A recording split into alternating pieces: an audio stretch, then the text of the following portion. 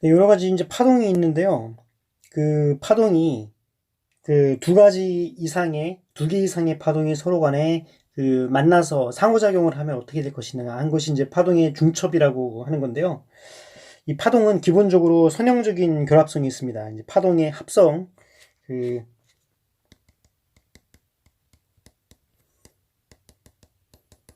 파동의 합성은 이제 선형적인 결합성이 있다는 거죠.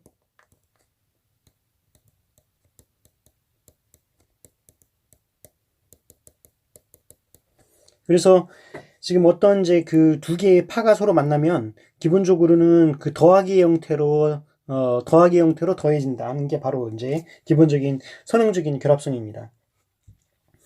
만약에 이제 G1, XT 그리고 G2 얘가 이제 그 파동 방정식의 해예요.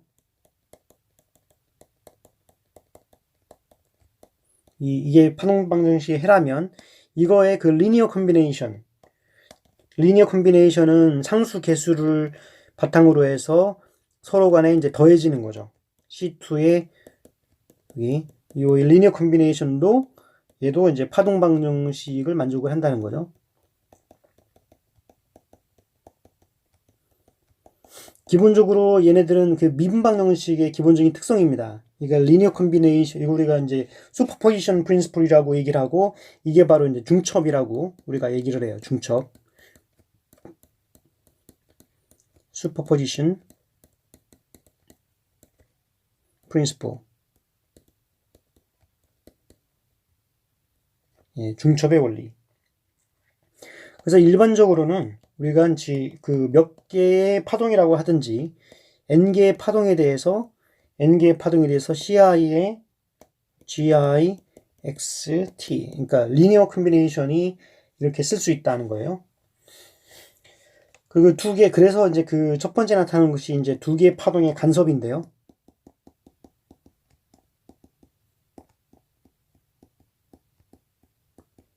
파동이 서로 간에 이제 그 간섭 현상을 일으키게 되는데, 만약에 간섭이라고 하는 거는 이 파동의 그 물결 무늬가 서로 간에 상호작용을 미칠 때 어떻게 미치는가 하는 거에 대한 내용인데, 그 기본적으로 그 간섭이라고 하는 거는 파동의 파동의 페이즈랑 관계가 있습니다. 그러니까 위상하고 관계가 있다는 거죠. 만약에 얘가 XT가 G0 사인 KX-오메가 T고, 두 번째 파동이 G0의 사인 KX-오메가 T 플러스 파이만큼 어떤 위상 변화가 있는 거죠. 이 파동의 위상 변화가 있다고 할 때, 만약에 G1 플러스 G2 이거를 생각을 할 때 얘가 그 0이 된다고 하는 걸 우리가 상세 간섭이라고 얘기해요. 파동이 두 개가 합쳐졌는데 서로 간에 이제 두 개가 서로 만나서 0이 되는 거죠. 이제 이때 앰플리튜드는 같고요. 앰플리튜드는 같고 얘가 0이 되려고 하면은 요 파이가 되면 되죠. 파이가 되면은 이거는 사인하고 코사인이기 때문에 서로 간에 이제 파동이 그 상쇄됩니다. 그러니까 지금 하나는 사인 웨이브로 이런 식으로 이제 파동이 하나가 나오고요. 이 파이만큼 위상차가 있다는 얘기는 얘가 파이만큼 가니까 이런 식으로 돼서 파이만큼 위상차가 있고 이 앰플리튜드도 이 G0 똑같죠. 이제 그렇게 되면은 서로 간에 이 두 파가 합쳐지면 0이 되어 버리는 그 상쇄 간섭이 일어난다 하는 겁니다. 그 다음에 만약에 이제 G1 플러스 G2를 했더니 얘가 이제 그 G1의 2배가 돼요. 이거 우리가 이제 보강 간섭이라고 얘기를 하고, 보강 간섭은 얘가 파이가 똑같은 경우, 파이가 이제 이 위상이 2파이의 정수배, 2파이n인 경우죠. 물론 얘는 0도 포함합니다. 0, 1, 2, 3. 이런 경우에는 얘는 이제 보강 간섭이 일어나서 이제 앰플리튜드가 이제 2배가 되는 거죠. 예, 그런데 이제 지금 하나가 지금 이런 그 보강 간섭을 생각을 할 때 그 진행하는 두 개의 파가 만나면 정상파가 형성될 수가 있거든요. 이제 서로 반대 방향으로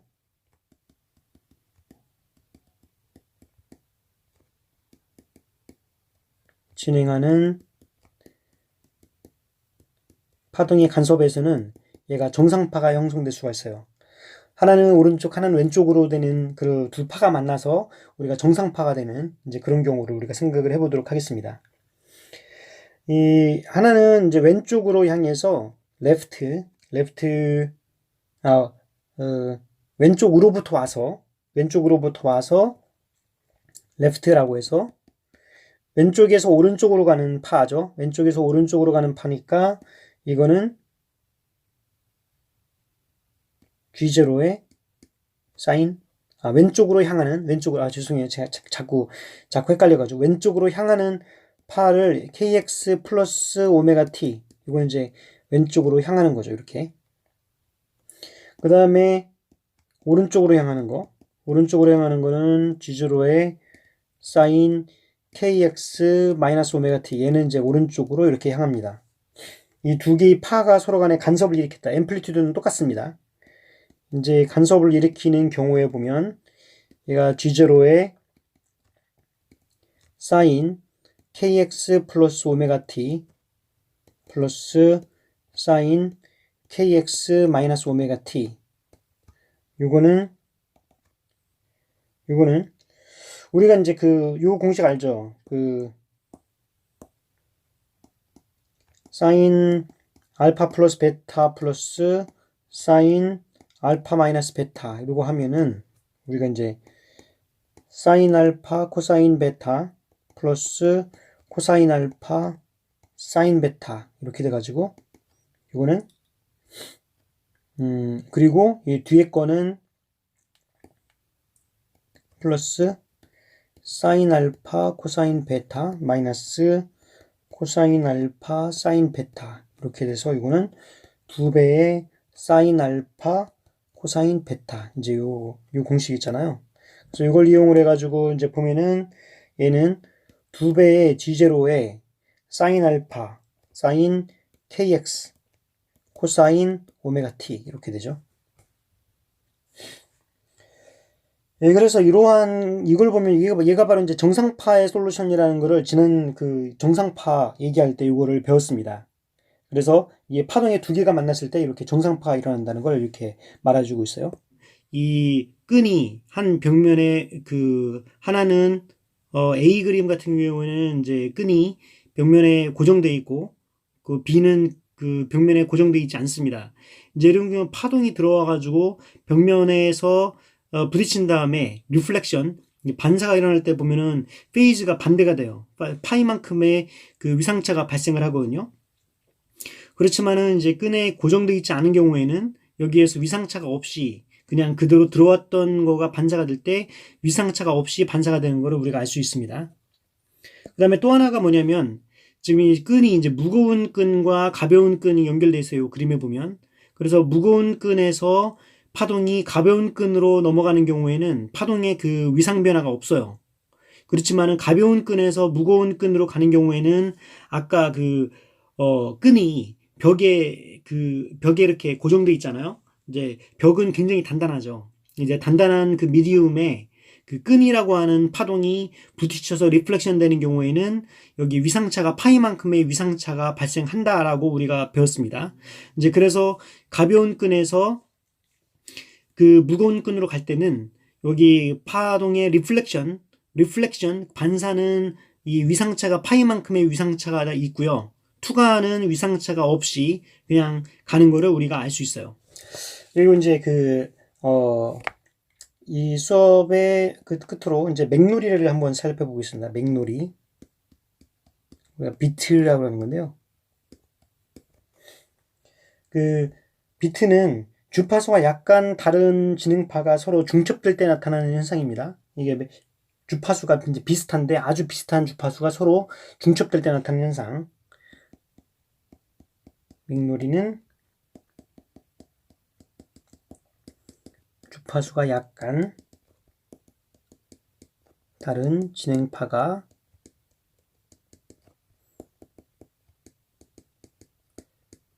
중첩될 때 나타나는 현상. 예, 그래서 어떤 한 파동이 XT가 G0 사인 K1X 마이너스 오메가 1T. 지금 웨이브 넘버와 그 웨이브랭스, 웨이브 프리퀀시가 약간 다른 거죠. 그래서 두 번째 파동은 G0의 사인 K2X 마이너스 오메가 2T. 여기 두 개의 파동이 서로 간에 지금 중첩이 되어 있는 경우죠. 예, 그래서 G의 XT 하면은 G0의 사인 K1X 마이너스 오메가 1T 플러스 사인 K2X 마이너스 오메가 2T 이렇게 될 건데, 지금 위에 있는 공식하고 마찬가지로 지금 여기 알파 플러스 베타를 A라고 하고 그 다음에 알파 마이너스 베타를 B라고 해가지고 이제 그렇게 하는 경우도 보면은 우리가 이제 사인 알파 플러스 사인 베타 하면 얘가 2배의 사인 2분의 알파 플러스 베타 그리고 코사인 2분의 알파 마이너스 베타, 이거의 이제 변종이죠. 이렇게 된다는 거 우리가 알고 있기 때문에 지금 이 공식을 이용을 해서 지금 해보면요. 2G0의 사인 합하면은 얘가 2분의 K1 플러스 K2X 마이너스 2분의 오메가 1 플러스 오메가 2T, 여기 이제 더하기가 되고, 그 다음에 코사인 빼기 2분의 K1 마이너스 K2X 마이너스 2분의 오메가 1 마이너스 오메가 2T, 이러한 거를 우리가 이제 기본적으로는 스탠딩 웨이브의 모양을 갖고 있죠. 스탠딩 웨이브의 모양인데 여기에서 이제 델타 K를 K1-K2, 두 개의 파동의 웨이브 넘버의 차이고요. 그 다음에 델타 오메가가 그 오메가 1 오메가 2, 그리고 K는 평균이죠. 2분의 K1 플러스 K2, 웨이브 넘버의 평균이고, 오메가도 오메가 1 플러스 오메가 2로 이제 그 프리퀀시의 평균입니다. 이렇게 된 경우에 GXT를 보면은 이 G0의 사인 요게 KX 마이너스 오메가 T 이렇게 나오고요. 코사인 2분의 델타 KX 마이너스 2분의 델타 오메가 X 이렇게 나오죠. 그래서 지금 이거를 보시게 되면은 지금 스탠딩 웨이브로서 여기 사인 KX 마이너스 오메가 T는 요 K하고 오메가는 지금 웨이브 넘버와 프리퀀시의 앵귤러 프리퀀시의 평균 값이잖아요. 그리고 여기 델타 K와 델타 오메가는 그거의 차이입니다. 그래서 만약에 지금 얘가 오메가 1하고 오메가 2가 서로 비슷해요. 그러니까 그 진동수는 그 비슷한데 그 약간 다른 거죠. 약간 다르다고 하면은 이 델타 오메가는 실제 이 오메가 평균보다는 엄청 작을 겁니다. 이제 그러니까 지금 요거는 실제로는 이게 빠르게 진동하는 어떤 파동이 형성될 것이고요. 요거 같은 경우에는 이제 느리게 진동하죠. 느리게 진동을 하면서 실질적으로는 얘가 이제 진폭으로 작용을 합니다. 얘가 진폭으로 작용을 하게 돼요. 그래서 원래 두 개의 그 파동을 보면은 원래 그 어떤 파동이 이렇게 있는데 하나의 그 사인파가 이렇게 지금 있었고요. 여기에서 그 프리퀀시가 약간 다른 또 다른 파가 이런 식으로 있었습니다. 이 두 개의 파동이 만나가지고 합성을 할 때 그 합성이 되면 어떻게 이루어지는가를 이제 살펴보게 되면은 처음에는 이제 코사인의 앰플리튜드에 해당되는 코사인 함수의 그 앰플리튜드가 이렇게 있고요. 그 안으로서 그 빠르게 진동하고 있는 사인파가 작동을 하게 돼요. 그래서